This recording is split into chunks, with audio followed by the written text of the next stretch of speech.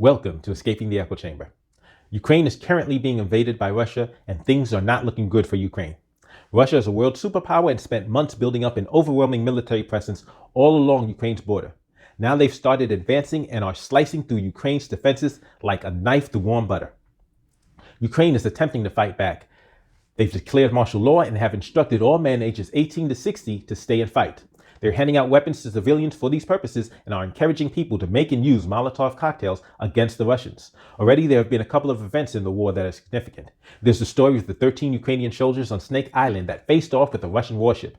They were told by the Russians, "This is a Russian military warship. I suggest you lay down your weapons and surrender to avoid bloodshed and needless casualties. Otherwise you will be bombed." Their response? "Russian warship, go fuck yourself." They were all killed in action and posthumously awarded the title Hero of Ukraine. Also, the Russians have taken over Chernobyl. Chernobyl is a decommissioned nuclear power plant that was the site of the world's worst nuclear accident in 1986. This is very interesting because it leads to the question, does Ukraine have nuclear weapons? The answer is, not anymore. After the fall of the Soviet Union in 1991, Ukraine was the third largest nuclear power on the planet. Ukraine decided to get rid of its nukes in exchange for guarantees of the nation's safety from Russia, the UK, and the United States in an agreement known as the Budapest Memorandum on Security Assurances.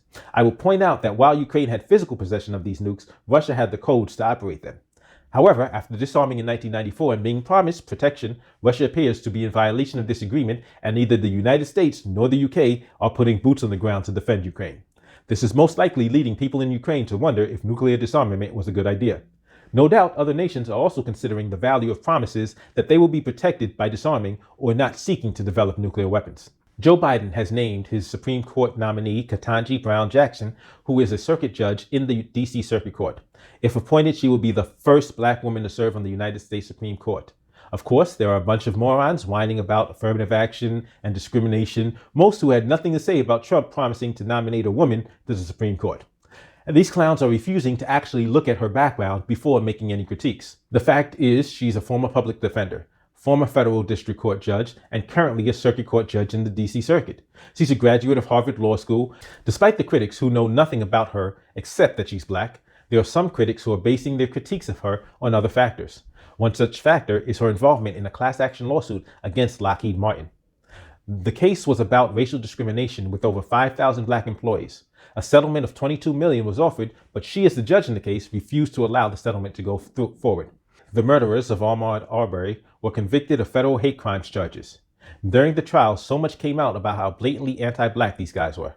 The trial revealed the racist texts and social media posts that these guys made and shared that evidenced their hatred for black people. The most interesting thing about this is that the prosecutors had attempted to give these guys a plea deal that would allow them to serve time in federal prison rather than state prison. For those that don't know, federal prison is generally better run than state prisons.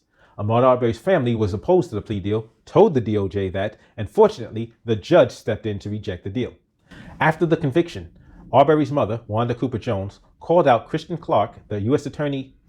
Assistant Attorney General, and the AUSA who tried the case, Tara Lyons. As always, don't forget to hit that thumbs up and subscribe to the channel if you haven't already.